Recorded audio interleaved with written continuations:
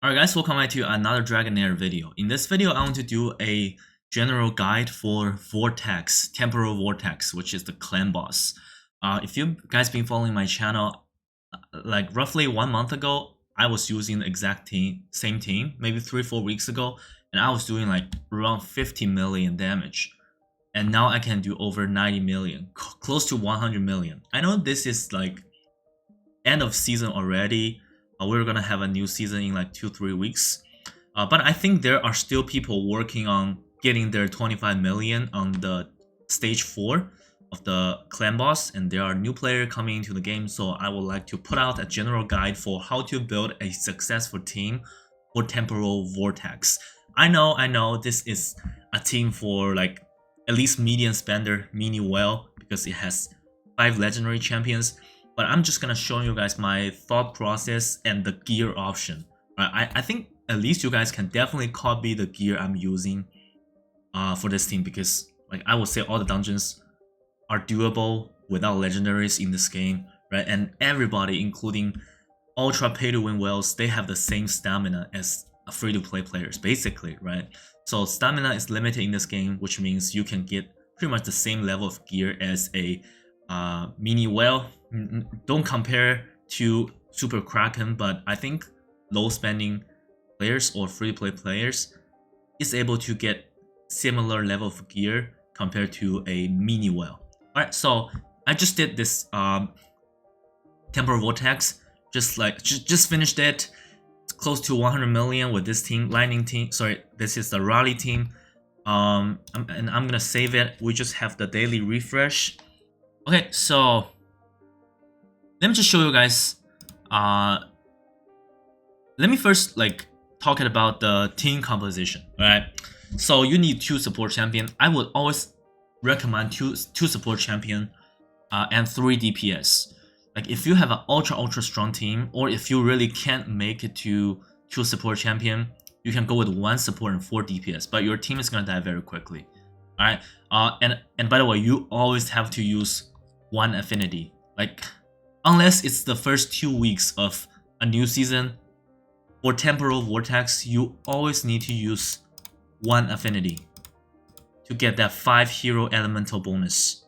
Alright, so for the first 2 weeks, I think you won't be able to unlock the 5 hero bonus. So I would say like if you use 2 affinity, that's fine. But when it comes to like week 3 and so on, always go with 1 single affinity. And I would say like all 6 affinity works. Like all 6 works. I think the strongest is the wild, and then it's dauntless. Then it's probably Raleigh, I would say. And then we have necrosis.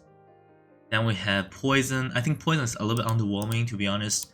And the worst for Temporal Vortex is frost, because frost is mostly for AoE, and you don't need AoE in Temporal Vortex. So yeah, on this account, the best thing I have is the Raleigh team. So I gotta go with what I have.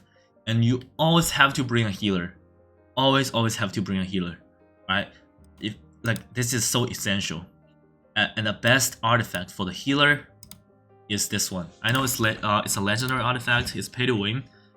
If you don't have this one, if you are picking the epic choice, just go with the ones that gives you healing bonus. I think that's the one you should go for if you don't have a legendary artifact. And shielder is also really good. Alright, if you have a shielder, this artifact is massive. The warrior grants 15% more shield, and it gets a lot of extra enlightenment. So this one's all really good for shielder. And I know this gear set, its accuracy and skill haste basically useless. The two piece effect. What you really need is the 3 pieces effect, which is get 15% extra attack for 10 seconds for your entire team. So this is really good, and you need 2 sets. Sorry, you need 2 person to wear this set in your team, not just 1. I will show it later. And for a healer, I think pretty much over 95% of healer in this game will benefit from enlightenment, right? This enlightenment thing. So for all the healer, try to build them with enlightenment. Very high enlightenment here, 342, right? And yeah, one thing also I would like to mention is the boss has this single target skill, right? Yeah, it actually hits pretty hard as time goes by. Lightning damage to the enemy with highest max HP. So you can kind of HP tune your team. You can actually decide which of your champion you want to take this lightning damage because it hits really hard, right? So I would say like when you're building a tanky champion to take that massive hit, don't try to go with full HP percentage. Actually, I don't really recommend people to use HP percentage gauntlets or chest plate in Temporal Vortex. The reason being is you have higher HP. It's gonna be harder for your healers to heal. Does that make sense? Right? So I always recommend to try to use defense percentage over HP percentage. That's just my recommendation. It's gonna make healer easier to heal. Like imagine if you have a champion with base HP of let's say 40,000 and you're using both chest plate and gauntlets with 60% extra HP, and that champion is gonna have like at least 150,000 HP. It sounds really cool, right? But think about it. It's really hard for a healer to heal that champion with 150,000 HP, right? So I would say defense is better than HP in Temporal Vortex. Really try to balance those defensive stats. Alright, the second support champion I'm using is Zephy. I think Zephy is super good. In this place, basically if you have Zephy, you can really just get away with attack penalty. If you don't have the champion that can grant you immunity, immortality, try to use attack penalty champion. I always recommend two support champion, like one healer and another support champion that can give the enemy attack penalty. So again, like I mentioned, you need two sets of this set. What is called Brotherhood Spirit, right? So accuracy and skill haste basically meaningless because like you're always gonna tune your skill timing to 20 seconds in this place. You basically only need the 3 pieces bonus effect. That is the extra attack for your whole team, and you kind of want to separate their skill timeline so your entire team can benefit from that 15% extra attack all the time. So by the way, this thing does not stack. Right? If you use 2 sets and they use skill at the same time, it does not stack. So try to separate their skill timing. Right? And for the artifact, it really depends on what you have. If you're using a decreased attack champion, I think this one is pretty solid. Legendary one again. For the epic one, I guess just try to make them tanky. Really just try to make them tanky. Alright, so now let's talk about DPS. You're gonna need 3 DPS in this place. Minimum 3, up to 4. Okay? So in a more balanced team, I would say yeah, just 3 DPS champion.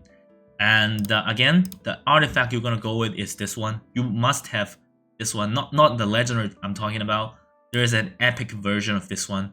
I assume all of you guys know this already, right? There's an epic version. If you don't have the legendary version, just go with the epic version. Epic version works well enough. I think the difference comparing the legendary to the epic version is probably like 5 to 10% difference. It's really not that huge to think about, right? So make sure to use either the epic one or legendary one. And as for the gear set, I can tell you guys straight up, the best gear set for this place is this attack speed set. Alright, I know a lot of people think that this ignore defense set is good. It's actually pretty decent. But for a champion like this that can do multiple hits, you gotta use this attack speed set. Even though his attack interval is really low, right? 2.5 seconds. It doesn't benefit that much from this set, but it's still one of the, I think it's probably the best set for Temporal Vortex.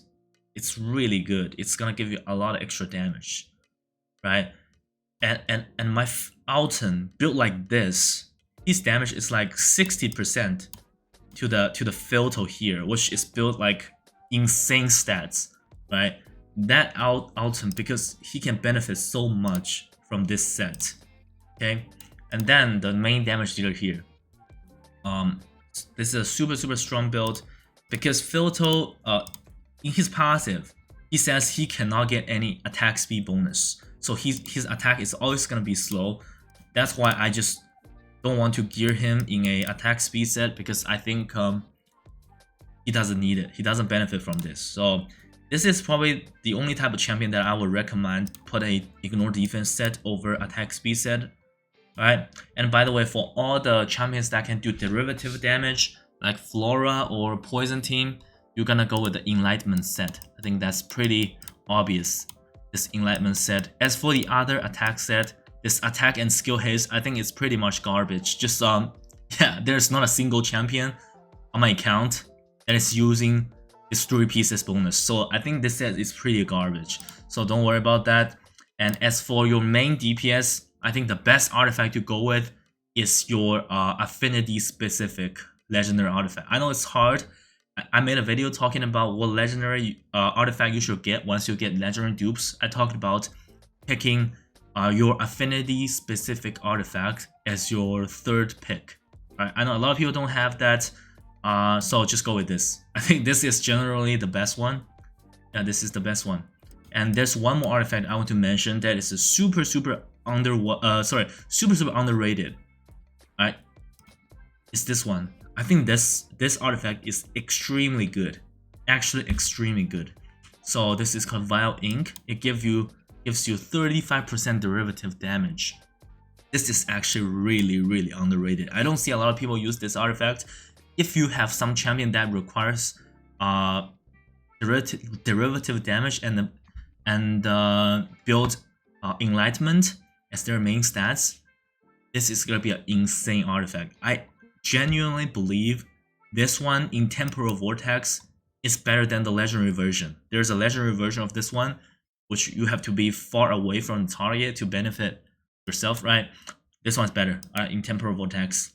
And then the last one in my rally team is gonna be Laurenthal. So Laurenthal, it really depends on like what type of team composition you have. The 3rd DPS spot is more like a support DPS, right? So Laurenthal doesn't do tons of damage, and I think there's one artifact that is super good. I like this artifact a lot. That gives you the range hero 10% of the warrior's attack. And my clanmates told me that himself, he's also a legendary hero, right? He also benefit from this. So he is gonna get additional 10% after this stat. So it's kind of insane, this artifact really is. I know it's a legendary version, but definitely there are epic version as well. Before getting this legendary artifact, the one I was using, where is it? It's this one actually. Increase warrior's ultimate damage, ultimate energy. So this is gonna make your ultimate go faster, right? And for the set I'm using, this is my 3rd DPS slots. I don't really care about a specific set. I'm just using the 2-piece bonus, which is 15% extra attack. So he can benefit more from this thing, right? Yeah, that's basically it. And of course, you're gonna do the skill timing. Make sure to use 2 what do you call it? That set that gives you your whole team an attack bonus. Make sure to use 2 sets of that. Alright.